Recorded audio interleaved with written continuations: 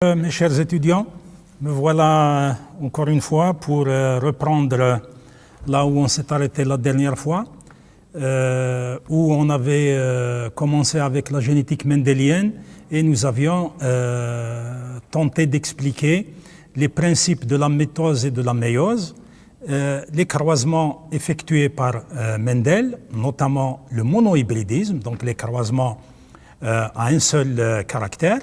Maintenant, dans cette deuxième partie, nous allons nous consacrer au croisement qui inclut plus d'un seul facteur, donc au minimum 2, et ce sera donc les croisements dihybrides. Le dihybridisme, il est réalisé entre deux lignées parentales qui diffèrent par 2 caractères.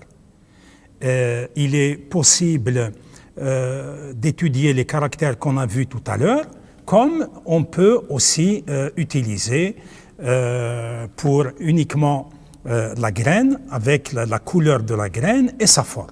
La couleur avec le gène dominant Y et le gène récessif Y petit y, et la forme de la couleur de la graine aussi.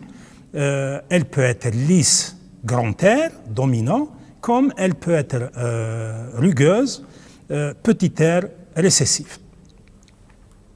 Lorsqu'une lignée de petits pois ayant le génotype grand R, petit y est croisée, donc elle est homozygote pour les 2 caractères, dominant pour le R et récessif pour le Y. Cette lignée est croisée par une deuxième lignée pure, homozygote, inverse. Il s'agit de homozygote récessif pour le petit r et homozygote dominant pour le Y, donc c'est l'inverse, le génotype inverse de la première lignée. Dans ce cas-là, la F1 est entièrement jaune et lisse, donc rien que les caractères dominants qui apparaissent, mais toujours est-il, comme on l'a vu dans le cas du monohybridisme, le génotype est hybride, il n'est pas pur. Le croisement issu entre les graines de F1, on va voir qu'il donne non seulement les lignées parentales, c'est-à-dire on revient à la lignée qui a précédé la F1, c'est-à-dire la lignée parentale, mais aussi des combinaisons de caractères grâce à la présence de la méiose. Voici avec des symboles ce croisement. Grand R, petit y, croisé par petit r, grand Y. Voici les gamètes. L'individu est homozygote, donc les gamètes sont tous identiques de même forme, grand R, petit y. Le deuxième individu fournira aussi un seul type de gamète, et non pas un gamète, mais un seul type de gamète, petit r, grand Y.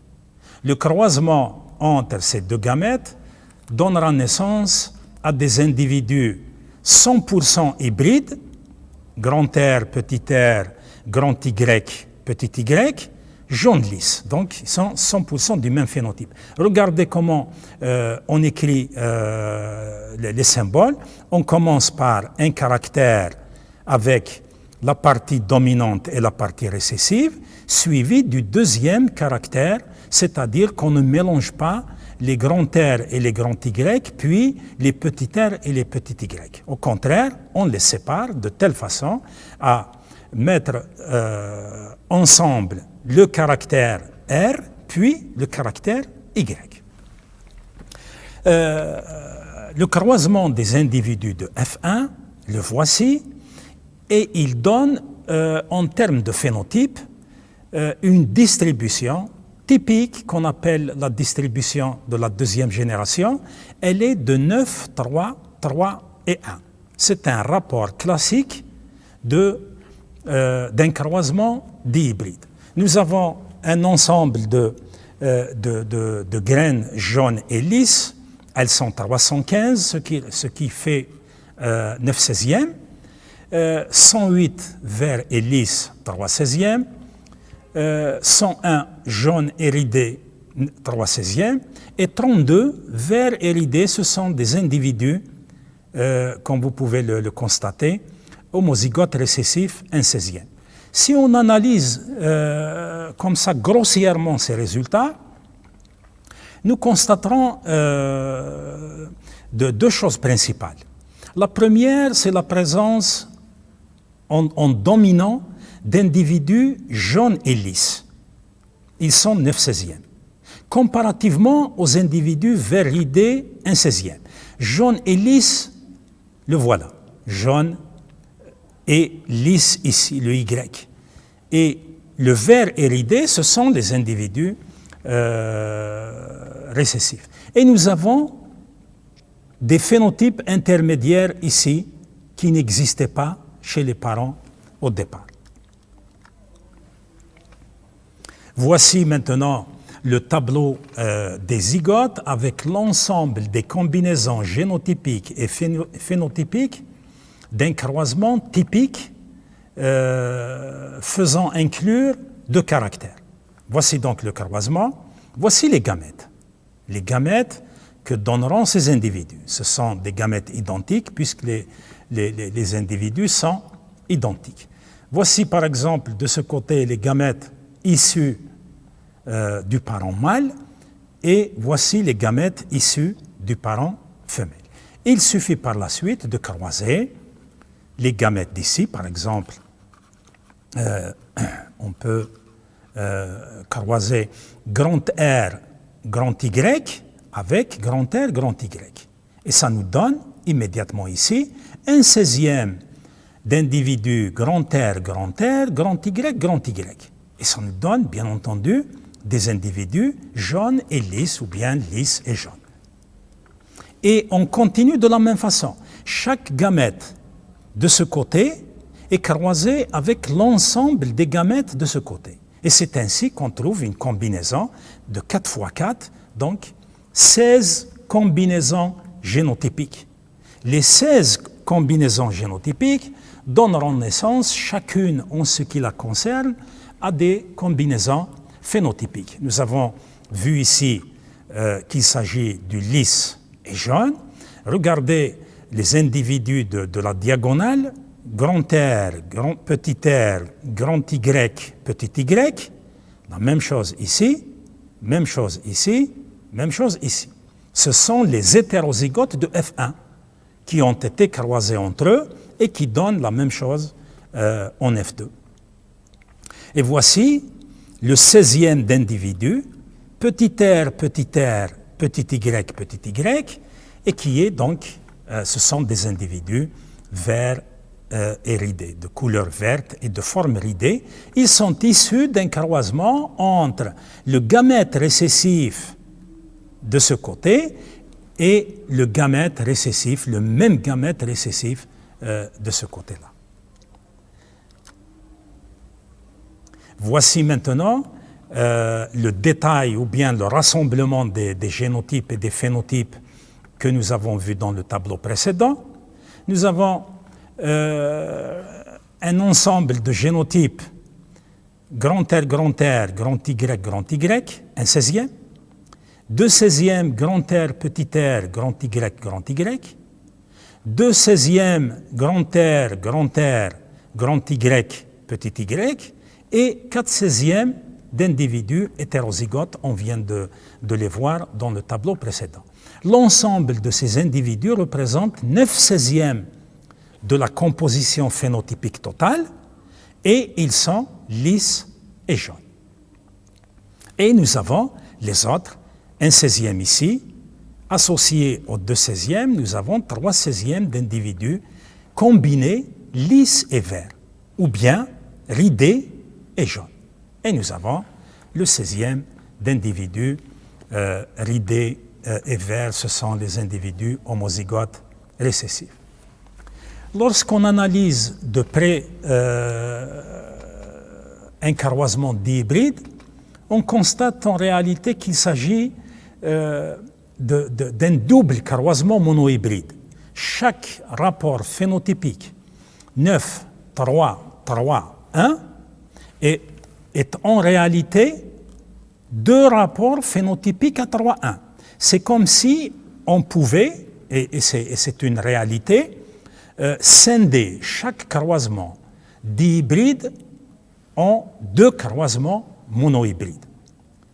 Et les résultats de ces deux croisements monohybrides peuvent être analysés séparément, et au lieu d'avoir le tableau précédent avec 16 entrées zygotiques, plus l'analyse génotypique, plus l'analyse phénotypique qui va remonter au 16e, il est plus facile de scinder et de partager le croisement dihybride en deux croisements monohybrides et ainsi nous faciliter la tâche pour avoir des tableaux des génotypes si on souhaite analyser génotypiquement un croisement. C'est le cas au niveau de cette diapo où on ne voit pas de phénotype, mais on se contente de génotype. Le croisement, c'est le même, le voilà. Et regardez, en premier lieu, on considère le locus R. Le croisement, c'est grand R, petit r, croisé par grand R, petit r. On a vu dans le cours précédent l'ensemble des croisements monohybrides possibles. C'était grand B, petit b, croisé par grand B, petit b. Et maintenant, il s'agit de la même chose, sauf qu'au lieu de B, nous avons R. Et nous formons un quart grand R, la moitié grand R, petit r, et un quart petit r, petit r. C'est ce qu'on disait du génotype ou bien des rapports génotypiques mendéliens monozygotes, monohybrides, pardon, 1, 2, 1. La même chose pour le deuxième locus Y, grand Y, petit y, croisé par grand Y, petit y. Ce croisement produira, exactement dans le même ordre d'idées que tout à l'heure, un quart de grand Y, la moitié grand Y, petit y, et un quart de petit y, petit y. Il s'agit maintenant de rassembler les deux produits, ces deux produits, sur un même tableau. D'un côté, nous avons le locus R, de l'autre côté, nous avons le locus Y, et de faire le croisement. La différence, au lieu de faire une entrée zygotique probablement trop compliquée, on fait une entrée séparée. Le fait d'avoir été séparée, elle sera automatiquement moins complexe. Nous obtenons directement les génotypes, et les voilà. Les génotypes de tout à l'heure, tous sont ici. On opère de la même façon pour les phénotypes, en séparant d'abord le caractère de la couleur des grains.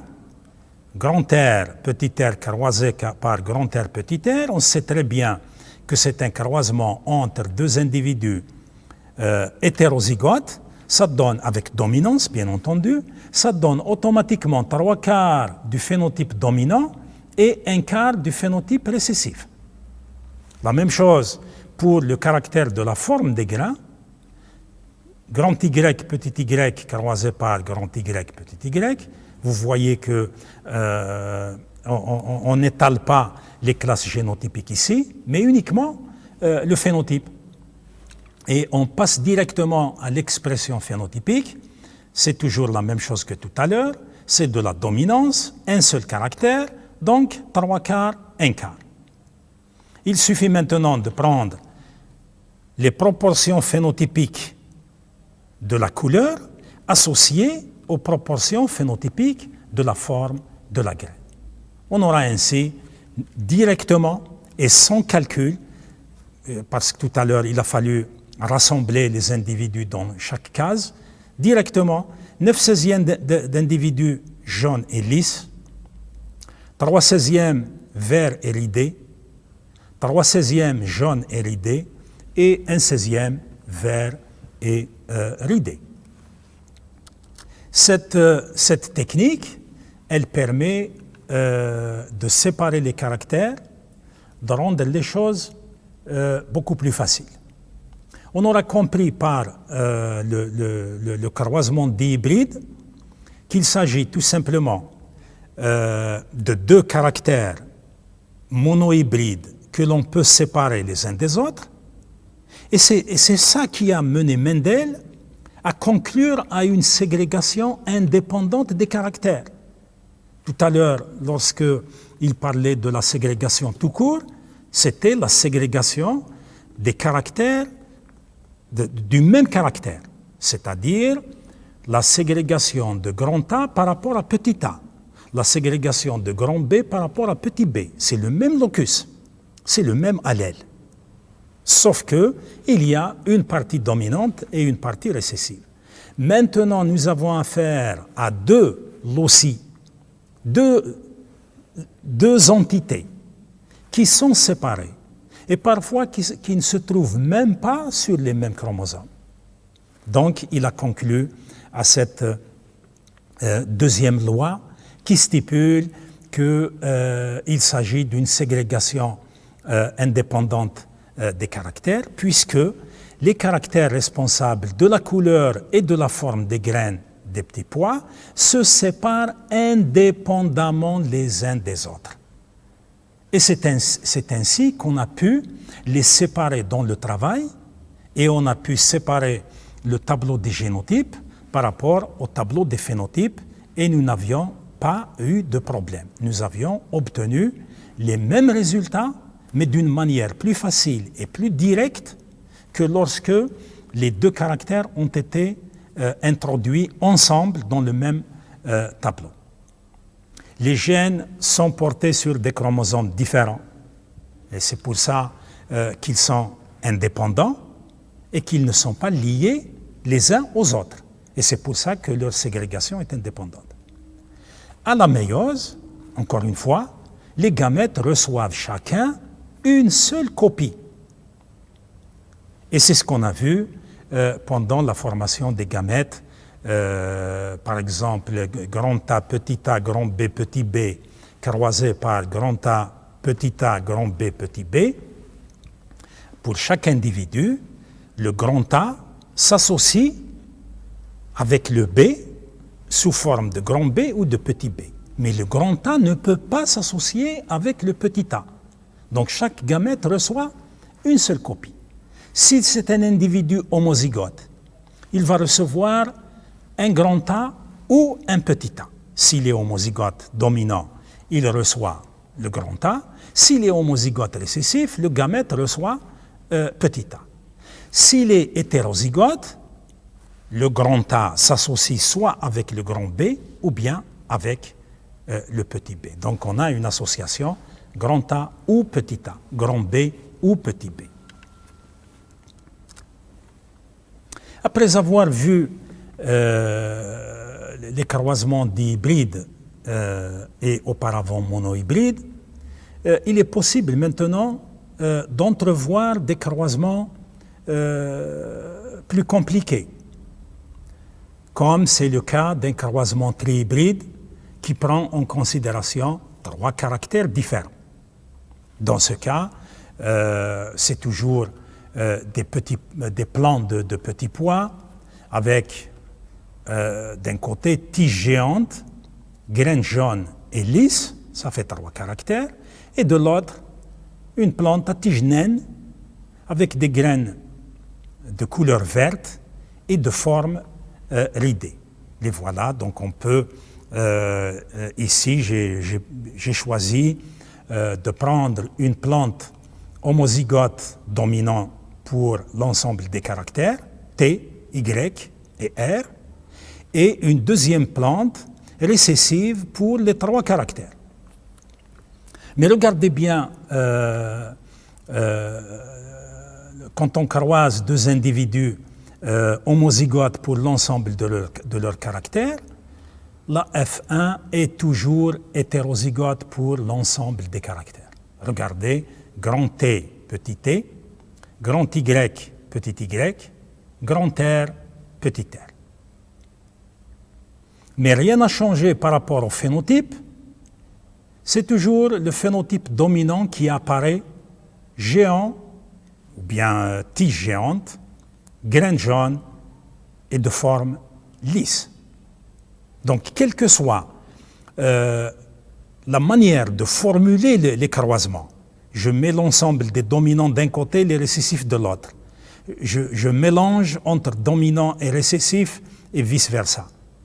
Il est clair qu'à la première génération, j'obtiens une seule catégorie d'individus et un seul phénotype, parce que les races étaient pures à la première génération. Maintenant, on passe au croisement entre les individus de F1 pour obtenir la F2.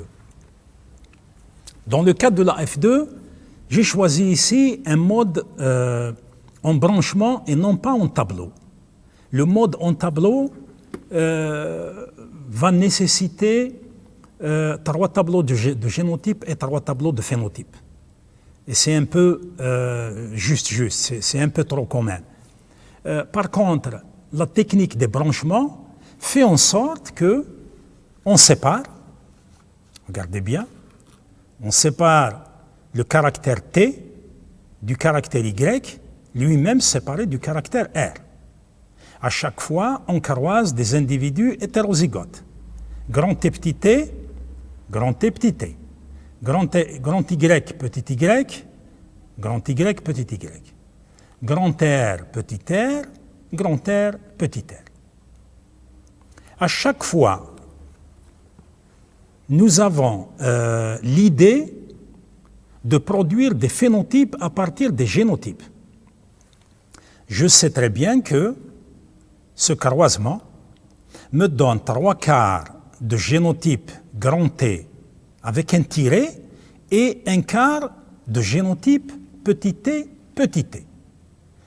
Dans ce 3/4 de grand T avec le tiret, il y a 1/4 grand T et 1/2 grand T petit t. C'est ce qu'on a vu, le premier croisement monohybride.